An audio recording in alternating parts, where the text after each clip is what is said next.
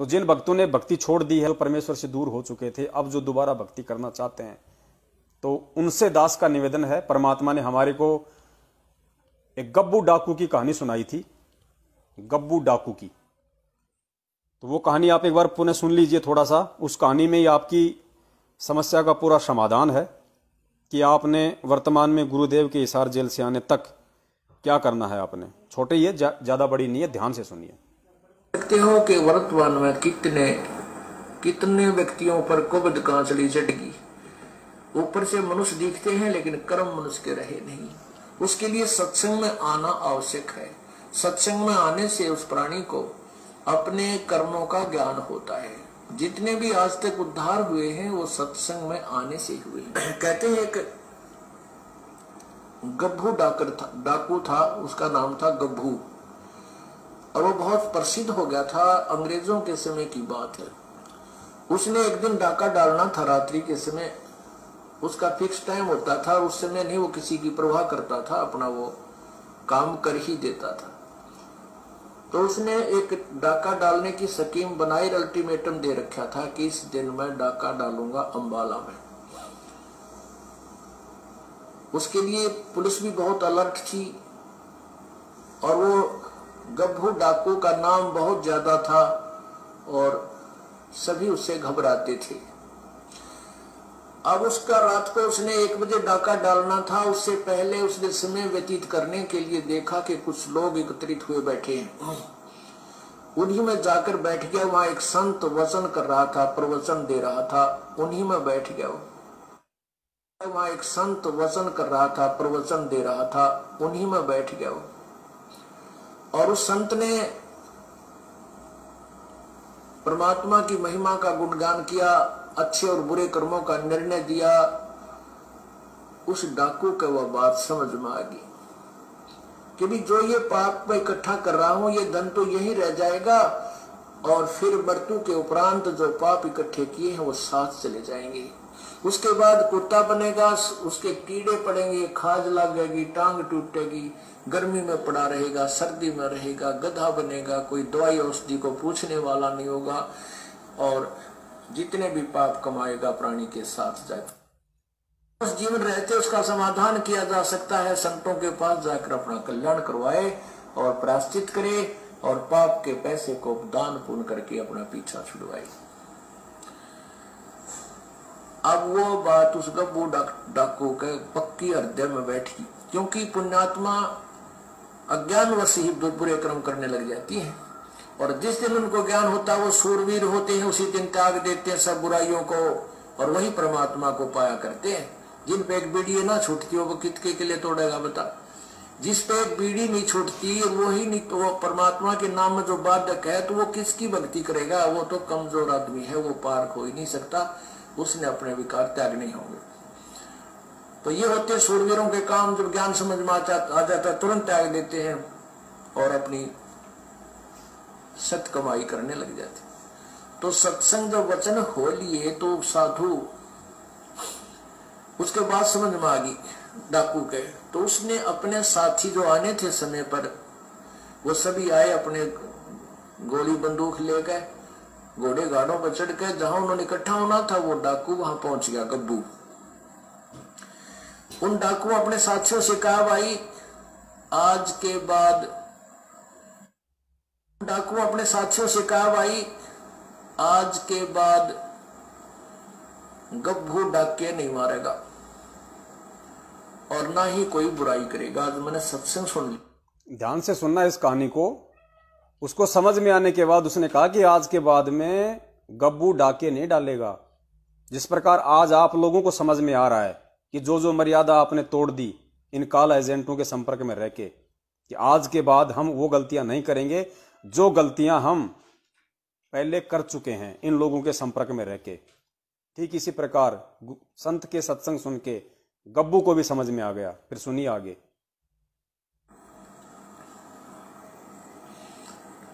तो डाकू नाराज हो गए, भाई हमने आज इसमें 1 लाख रुपए का फायदा होना था, ये तो दे दे। तो वो कहने लगा ठीक है भाई, मैं वो तुम्हें आज 1 लाख रुपए का जो हानि तुम्हें हो रही है वो जो मेरी पूंजी है उसमें से ले लो। और बाकी मैं अपने दान पुण्य करूंगा, पीछा छुटवाऊंगा। डाकू वापस चले गए। वो सरदार था, उनका मुखिया था।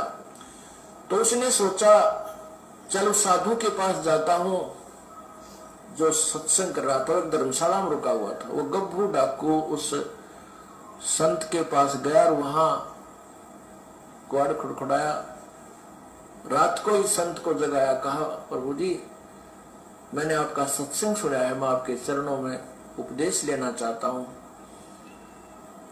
संत ने पूछा भाई कौन है, इसी रात ने के इमरजेंसी होगी तेरी, दिन में भी ले सका था नाम, तो सुबह भी आ सकता था, रात ना आने का क्या मतलब हुआ तेरा, तू कहानी बता। तो वो कहने लगा महाराज जी मैं एक बहुत भयंकर डाकू हूं, मेरा नाम गब्बू है। जिस प्रकार वो गब्बू डाकू संत के पास जाके अपने पापों का प्रायश्चित कर रहा है, उसको हकीकत बता रहा है, उसी प्रकार आप लोगों ने इन लोगों से पीछा छुड़वा के और फिर जैसा परमेश्वर ने दास को निमित्त बनाया, अभी आपको संदेशा दिया कि आपने पूरे परिवार सहित जिन जिन ने नाम ले रखा है गुरु जी के दरबार के आगे अपने सभी जाने अनजाने की गलतियों का प्रायश्चित करना है, पश्चाताप करना है परमात्मा से और आगे के लिए तौबा करनी है। मैंने रात में आपका सत्संग सुना और आपके सत्संग सुनकर मैं अपनी दिशा बदलना चाहता हूं। अब गब्बू नाम सुनते उस संत के भी पिंडी कांपन लागी, वो कड़ा गया कसाई सुबह सुबह यो मनवाने तेरी झाड़ा लेना आया और तेरा ही, तो वो भी डर गया। संत बोला भाई एक काम करे बेटा, नाम तो खत तुझे उपदेश तो दे दूंगा, पर भाई तू थाने में जाकर समर्पण कर दे। कहते यहाँ पर पुलिस वाले मेरी भी घीस बांध दे रहे और यहाँ आ जाए मुझे भी तंग करे बेटा। अब साधु की बात का उसके भी असर हो गया, चल ठीक है थाने में चला जाता हूँ। तो गब्बू डाकू थाने में चला गया। अब थाने में थानेदार बैठा, आगे पुलिस वाला खड़ा, वो संतरी खड़ा था थाने का आगे। वो बोला भाई कौन है, किज्जा है, अंदर नहीं जाना, खड़ा हो जा बाहर। तो बोला भाई मैं गब्बू डाकू हूँ और ते थानेदार से मिलने आया हूँ। अब गब्बू डाकू नाम सुनते 2 कदम पर खड़ा, उस संतरी की हाथ कांपन लग गया, बंदूक भी हाथ तो छूट गई। वह बंदूक उसने ठा ली कि नकुमा मारना जे बात में। वो बंदूक गोली गाली काट गया, पेटी एक लो लको दी। उसने दूर सामने थानेदार बैठा था कमरे में। जब वो भीतर अंदर गया तो बोला कौन तू, कैसे आ गया? ने बोला जी मैं हूँ गब्बू डाकू। अब गब्बू डाकू करते हो थानेदार का गब्बू डाकू नो करे, कुकर आ गया, उसके पसीने आ गए, कसाई छाती पा गए, मारेगा भाई। तो कहने लगा जी, वो थानेदार नहीं बोल पाया, कति घबरा गया, पसीने आ गए। उसने सोचा है भी वो कुर्सी पर उठाकर उस थानेदार के उस ऑफिस से कुर्सी पकड़कर बाहर आंगन में बैठ गया, अकीब अपनी एकांत में सलाह मशवरा कर लेगा अपने बड़े अफसरात, मेरे से डरता भी कुछ नहीं कर पा रहा है। तो जब उसने देखा कि वो शांत होकर बैठ गया गब्बू डाकू, तो थानेदार की मच्छी पड़ गई। तो जब उसने देखा कि वो शांत होकर बैठ गया गब्बू डाकू, तो थानेदार की मच्छी पड़ गई।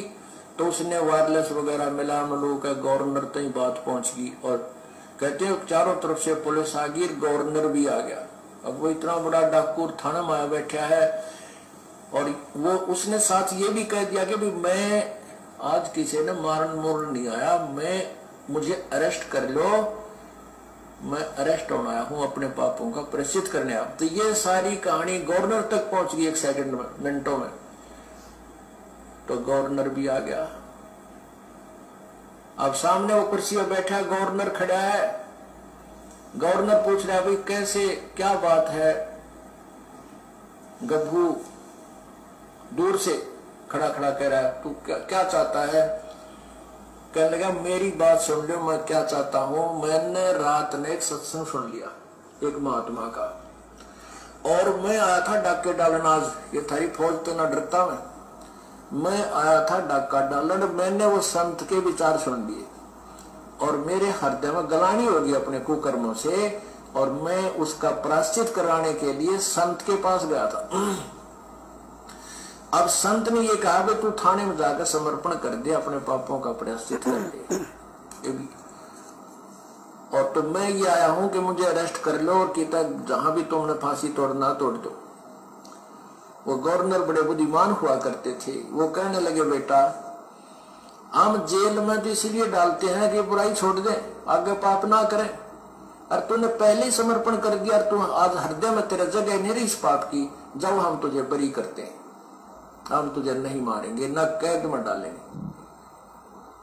अब गब्बू ने सोचा अच्छी बात बिगड़ी भाई, ये मैंने कैद में नहीं डालते, मेरे पाप कटे को नहीं। न्यू बोला तो मेरी बात मान जाओ, मुझे सजा दे दो। ने बोला भाई नहीं, हम सजा नहीं देते, आप जाओ पीते देख लियो साधु होगा, कभी भी किसी का नुकसान कर नहीं सकता। तो फिर संत के पास आया। अब देखो पुण्यात्माओं, इस कथा से हमने ये निष्कर्ष निकालना है, सारांश लेना है। गब्बू डाकू जब थाने में चला गया अपने पापों का प्रायश्चित करने के लिए, और उधर से थानादार ने जब गवर्नर को, राज्यपाल को फोन किया, और राज्यपाल जब थाने में आया और उसने पूरी बात पूछी, तो गब्बू ने कहा कि जी मैंने एक संत के प्रवचन सुने हैं और मैं अपने पापों का प्रायश्चित करने के लिए आया हूं और मैं आगे से कोई भी पाप नहीं करना चाहता। तो गवर्नर ने क्या कहा, यही चीज आप लोगों की समस्या का समाधान है। जो भगत भाई बहन 2014 के बाद से नाम उपदेशी हैं, या जिन्होंने भक्ति छोड़ दी थी बीच में और जब दोबारा से भक्ति करना चाहते हैं कि भाई दोबारा से हम परमात्मा से हम कैसे जुड़ें, उनके लिए ये बात गहरा रहस्य है। तो गवर्नर ने उसने कहा कि भाई मैं अपने पापों का प्रायश्चित करने आया हूं। तो गवर्नर ने कहा कि नहीं, हम तुम्हें जेल में नहीं डालेंगे, क्योंकि जेल में हम उन लोगों को डालते हैं जो पापी होते हैं, जो दुष्ट होते हैं, जो अपराधी होते हैं। और तुमने आज अपने पापों का सत्संग सुन के प्रायश्चित कर लिया, तुझे अपने पापों से आत्मग्लानि हो गई, तो तुम्हें जेल में डालने का फायदा क्या?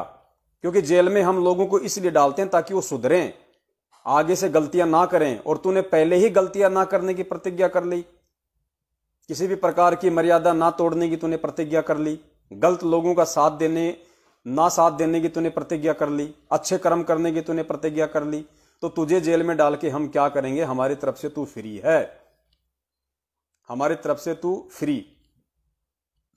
तो पुण्यात्माओं, जिस दिन आप, चाहे आपने किसी भी वजह से आपने नाम दीक्षा को बीच में छोड़ दिया, क्योंकि हम सब जीव हैं, गलतियां हमसे हो जाती हैं, हमें कोई भ्रमित भी कर सकता है, हमें कोई डरा भी सकता है। तो जो भी गलतियां हमसे हुई और हमने बीच में गुरुदेव की भक्ति छोड़ दी, और दोबारा से यदि हमें आज समझ में आ रहा है किसी भी माध्यम से कि वास्तव में हमारे को भक्ति करनी चाहिए, इस भक्ति के अलावा, इस संत के अलावा पृथ्वी पे अन्य कोई नहीं है जो हमारा मोक्ष कर दे, हमारा कल्याण कर दे, तो दोबारा आप जी का जुड़ने का ये ऑटोमेटिक सिस्टम है गुरुदेव की अनुपस्थिति में। गुरुजी हो साक्षात, जब तो हम गुरुदेव के सामने जाके हम उनसे प्रार्थना की भीख मांगे, हम उनसे विनती करें, अपनी गलतियों की समायाचना करें। लेकिन अब परमेश्वर शरीर रूप में आप और हमारे बीच में नहीं है, तो हमने परमेश्वर को अंतर्यामी मानना है, क्योंकि वो अंतर्यामी ही होते हैं, क्योंकि वो खुद कबीर परमेश्वर है। और हम संध्या आरती में रोज पढ़ते हैं कि अंतर्यामी एक आप आत्म के आधार, जो तुम छोड़ो हाथ तुम वो कौन उतारे पार। आत्मा से परमात्मा का संबंध है। गुरुदेव ने कहा कि मैं मन की बकवाद नहीं सुनता, मैं आत्मा की पुकार सुनता हूं। तो जिस दिन आपको अपनी उस गलती का पश्चाताप अपने आत्मा से हो जाएगा, जो भी गलती आपने की थी, जिस वजह से भी आपने ये सत्संग छोड़ा था, भक्ति छोड़ी थी बीच में, जिस दिन आपको अपनी उस गलती का एहसास हो गया, आपको पश्चाताप हुआ और वापस आप भक्ति करना शुरू चाहते हैं, तो परमेश्वर कहते हैं कि सुबह का भटका हुआ अगर शाम को घर वापस आ जाए तो वो भटका हुआ नहीं होता। वो कुछ समझा है, उसको कुछ ठोकर लगी है, तभी वो वापस आया है, आगे से वो गलती नहीं करेगा। तो इसी प्रकार जिस प्रकार उस गब्बू डाकू ने अपनी सारी गलतियों की समायाचना मांग ली, आगे से कोई भी गलती ना करने की उसने प्रतिज्ञा की, तो देखो उसको प्रशासन ने भी उसको माफ कर दिया, उसको छोड़ दिया, ये कहकर कि जेल में हम उन लोगों को डालते हैं जो गलतियां करते हैं, जो अपराधी होते हैं। और जो लोग अच्छे विचारों के हो जाते हैं, जो पहले ही किसी प्रकार के कुकर्म ना करने की प्रतिज्ञा कर चुके हैं, उनको जेल में डाल के हम क्या करेंगे, जो पहले ही अच्छा इंसान बन गया। तो पुण्यात्माओं, इसी प्रकार जिस दिन आप परमपिता परमेश्वर से वापस अपने जाने अनजाने की गलतियों की समायाचना करते हैं, क्योंकि मालिक आत्मा का साथी है, चीटी पायल बाजे पैर साहिब सुनता है सब लहर। परमात्मा हमारे मन की बात जानता है, वो आत्मा का साथी है। हमने शरीर से प्रार्थना नहीं करनी, हमने आत्मा से प्रार्थना करनी है, क्योंकि परमात्मा आत्मा को निकालने के लिए आया है। भक्ति हमने आत्मा से करनी है, आत्मा से करवानी है। शरीर तो खाली एक माध्यम है, एक निमित्त मात्र है। तो जब हम अपने पूज्य गुरुदेव जी से अपनी उन तमाम जाने अनजाने की गलतियों के लिए क्षमा याचना कर लेते हैं और आगे से कोई भी गलती या कोई भी मर्यादा ना तोड़ने की प्रतिज्ञा करते हैं, ऐसे कुपात्र लोगों के संपर्क में ना रहने की प्रतिज्ञा करते हैं, किसी भी कुपात्र को दान धर्म ना देने की हम प्रतिज्ञा करते हैं, गुरुदेव जी के सत्संग व ज्ञान रूपी आदेश को आधार बना के हम चलने का मानस बना लेते हैं और वापस उसी तरीके से भक्ति शुरू कर देते हैं जिस प्रकार नाम दीक्षा देते समय गुरु जी ने हमें बताया था। आरती कैसे करनी है, मंत्र कैसे करना है। तो उन सभी आत्माओं ने दोबारा से अपनी तमाम जाने अनजाने की गलतियों की क्षमा याचना करते हुए अपने घर में वापस परमात्मा का उसी प्रकार से दरबार लगाओ और उसी प्रकार से परमपिता परमेश्वर को दंडोत करके तीनों समय की आरती शुरू करो, अपने मंत्र शुरू करो, परमात्मा का सत्संग सुनना शुरू करो और मर्यादा में रहिए, अच्छे भक्तों के संपर्क में रहिए, गुरुदेव जी के सत्संगों के संपर्क में रहिए। परमात्मा आत्मा का साथी है, तुरंत आपको स्वीकार कर लेगा। आपको कहीं भ्रमने भटकने की जरूरत नहीं है, ना किसी फर्जी नामदान केंद्र पे जाने की जरूरत है। गुरुदेव ने कितने सत्संग किए कि पहले के लोग जंगल में जाके भक्ति करते थे, तो गुरु जी ने क्या कहा कि भगवान कोई जानवर थोड़ी है जो किसी ने पेड़ के बांध रखा है जंगल में, जो तुम वहां जाओगे तो तुम्हारे को दर्शन देगा। परमात्मा तो कण कण में व्याप्त है। तो अगर भगवान है तो आपके घर में भी है। गुरुजी ने बताया अपने घर को आश्रम बनाओ। भाई आने वाले समय में कोई आश्रम नहीं होगा। जब गुरुदेव यहां से चले जाएंगे अपनी लीला पूरी करके, इस पृथ्वी लोक से चले जाएंगे इस शरीर से, उसके बाद में कहीं कोई आश्रम नहीं होगा। जो ये काल प्रेरित मैनेजमेंट वाले जगह जगह अपनी ये दुकानें खोल खोल के जो इन्होंने अपना जो धंधा सेट कर लिया है, 2-3 महीने पहले से इन्होंने एक नया धंधा शुरू कर लिया जमीन के नाम पे। बेचारे भोले भाले भगत भाई बहनों को गुरुजी का आदेश बता के उनकी जमीन दान करवा रहे हैं, वहां पे आश्रम खोल रहे हैं छोटे छोटे, ताकि और लोग जुड़े और पैसा आए। जबकि गुरुदेव क्या कह रहे हैं सत्संग में, हमने गुरुदेव के आधार से चलना है। हमने मैनेजमेंट के आधार से चल के ही मार खाई है आज तक। हमने गुरुदेव के आधार से चलना है, उनके वचन आधार से चलना है, सत्संगों के आधार से चलना है। तो गुरुदेव ने हमारे को क्या निर्देशित किया है, आने वाले समय में किस प्रकार से हमें रहना है, किस प्रकार से हमने अपनी रहनी करनी को करना है। इस सत्संग में गुरुजी ने बिल्कुल स्पष्ट कर दिया कि इस दास के सतलोक जाने के बाद में कहीं भ्रमणे भटकने की आवश्यकता नहीं है। स्पष्ट बोल रहे हैं गुरुजी कि दास ऐसी व्यवस्था करके जाएगा, घर पे बैठ के आपने भक्ति करनी है। और ये वही समय चल रहा है। परमात्मा हिसार की छोटी जेल में बैठ के आज आप और हम मूर्खों की यही तो रहनी करनी देख रहे हैं कि मेरे जाने के बाद में किस तरीके से इस मार्ग को चलाएंगे। जो कमियां जो गलतियां आज ये कर रहे हैं, मैं इन गलतियों को सुधार के जाऊंगा। फिर तो गुरुदेव के जाने के बाद में ना मुंडका जाने की जरूरत है, ना बैतूल जाने की जरूरत है, ना किसी और आश्रम में जाके धक्के खाने की जरूरत है। परमेश्वर ने आपको ज्ञान दे दिया, ध्यान दे दिया, समाधान दे दिया, भक्ति दे दी, मर्यादा दे दी, मंत्र दे दिया, सुमरण दे दिया, सत्संग दे दिया, सब कुछ बता दिया। अब परमेश्वर कह रहे हैं भैया अपने घर को आश्रम बनाओ, क्योंकि भगत बनने की रिहर्सल आपने अपने घर में करनी पड़ेगी। अपने घर को आश्रम बनाओ। घर पे जो तुम आरती मंत्र पाठ करते हो, दंडवत करते हो, फिर उसका फायदा क्या? जब तुम भगवान को कहीं और देख रहे हो और दंडवत अपने घर पे कर रहे हो, तो क्या दीवारों के सामने दंडवत कर रहे हो? तुम्हें उस दंडवत का फायदा कहां मिलेगा? परमेश्वर कहते हैं घट ही में गंगा, घट ही में यमुना, घट ही में है जगदीश, सतगुरु तारेंगे। जगदीश कौन? सतगुरु देव जी, परमात्मा, जगत का ईश परमेश्वर। और कहे कबीर सुनो भाई साधो, मैं तो हूं विश्वास में। अब सुनो गुरुदेव जी के मुख कमल से। और अगर समझदार भगत हो तो गुरुदेव जी के आने से पहले कहीं धक्के खाने की जरूरत नहीं है। कहीं भी, किसी भी आश्रम में, किसी भी नामदान केंद्र पे जब गुरुजी आ जाएंगे, जिस आश्रम में गुरुजी आएंगे और जहां गुरुजी हमें आने के लिए कहेंगे, महीने में एक बार या 2 महीने में, क्योंकि पूरा देश पलटेगा, पूरा विश्व पलटेगा, दर्शन दुर्लभ हो जाएंगे परमेश्वर के। ये तो आज है मौका सेवा का जो परमेश्वर ने सत्सेवकों को दी हुई है। तो उस समय पता नहीं किसी का 6 महीने में नंबर आएगा एक बार गुरुजी के दर्शन करने का, किसी का साल भर में आएगा, क्योंकि गुरुजी के आदेश पे चलेंगे भैया। पूरा विश्व आएगा, तो पूरा विश्व आएगा तो कोई एक दिन में तो सब लोगों को परमात्मा बैठा नहीं पाएंगे। बाकी तो परमेश्वर की मोह समर्थ है, वो तो पूरे लोगों को एक जगह बैठा दे। लेकिन परमात्मा जो भूमिका कर रहे हैं उस आधार से, तो उस समय जब परमात्मा हमें आदेश करेंगे कि भाई नेपाल के भक्तों को महीने में उस दिन आना है, राजस्थान के भक्तों को उस दिन आना है, अमेरिका वाले भक्तों को उस समय आना है, उसी समय जाएंगे। बाकी अपने घर बैठ के धंधा करो, अपनी भक्ति करो। और जब गुरुजी शरीर छोड़ के चले जाएंगे, उसके बाद हमने उन आश्रमों में धक्के खाने के लिए नहीं जाना।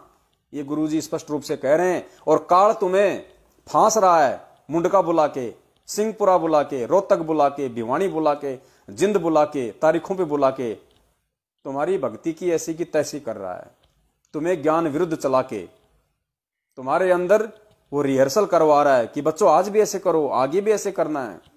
और गुरुजी ने क्या कहा हमें, क्योंकि ये सत भक्ति है। परमेश्वर का वचन फैल नहीं हो सकता। मैनेजमेंट चाहे कितने कुकर्म कर ले, भगत चाहे कितनी गलतियां कर लें, परमेश्वर का वचन है। जिस काम के लिए परमात्मा जिस युग में आता है उसको पूरा करके जाता है। वर्तमान में परमात्मा आत्म कल्याण के लिए आए हैं तो करके जाएंगे जो करवाना चाहेगा। और पूरी व्यवस्था परमात्मा बना के जाएंगे, पूरी व्यवस्था। क्योंकि हजारों साल तक ये मार्ग चलेगा गुरुजी की शारीरिक रूप से अनुपस्थिति में।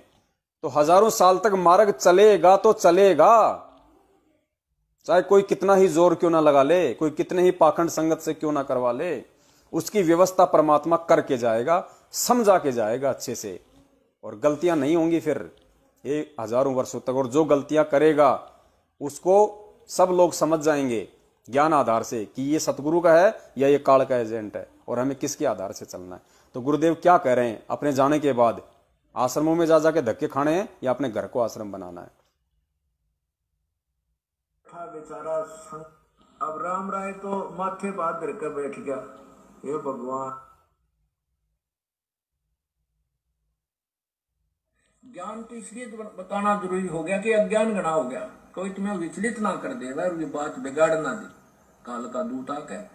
इसलिए नहीं तो फिर दो अक्षर की बात है, ये ज्ञान है, ये नाम है, ये भक्ति करो, फिर बातें खत्म होगी। ये मर्यादा है। और जब ये एक रूटीन पड़ जाएगा, फिर सत्संग घर घर में सीढ़ी हो जाएगी, घर घर में सत्संग सुनियो। ये दास जब सतलोक चला जाएगा, ऐसी व्यवस्था बना के जाओगे तांडने की जरूरत ना पड़ा तुम। ये मर्यादा देखो गुरुजी कितना स्पष्ट तरीके से बोल गए कि तुमको अच्छे से ज्ञान समझ में आ जाएगा। घर घर में सीडी होंगी, घर घर में डीवीडी होंगी, घर घर में दास के सत्संग होंगे, अपने घरों में सत्संग सुनियो। और जब दास शरीर छोड़ के चला जाएगा उसके बाद आपको कहीं हांडने की जरूरत नहीं पड़ेगी। हांडना मतलब हरियाणा में कहते हैं दर दर भटकना, भटकने को कहते हैं हांडना। तो गुरुजी कहते हैं दास तो सतलोक चला जाएगा, ऐसी व्यवस्था बना के चला जाएगा, आपको कहीं हांडने की जरूरत नहीं पड़ेगी, कहीं किसी आश्रम में जाने की जरूरत नहीं जो काल एजेंटों ने खोल रखे होंगे या आगे तुम्हें भ्रमित करने की कोशिश करेंगे। कहते हैं घर घर में डीवीडी, घर घर में सत्संग हो जाएगा, अपने घर बैठ कर सुनियो। और दास तो सतलोक चला जाएगा, पूरी व्यवस्था कर जाएगा, आपको कहीं हांडने की जरूरत नहीं, कहीं भागने की जरूरत नहीं। तो आज क्यों हांड रहे हो, आज क्यों अपनी मूर्खता का प्रमाण दे रहे हो?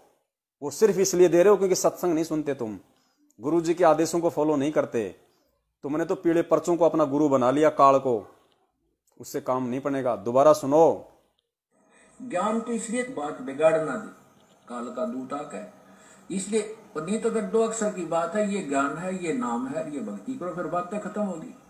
ये मर्यादा है। और जब ये एक रूटीन पड़ जाएगा, फिर सत्संग घर घर, जब ये रूटीन पड़ जाएगा यानी ज्ञान को लोग आधार बना लेंगे, समझ में आ जाएगा। और रूटीन सत्सेवकों के माध्यम से परमेश्वर ने शुरू कर दिया है, क्योंकि सत्संग सत्सेवक इन मैनेजमेंट वालों के पीछे बाकी संगत की तरह कुत्तों की तरह हांटते हुए नहीं फिरते।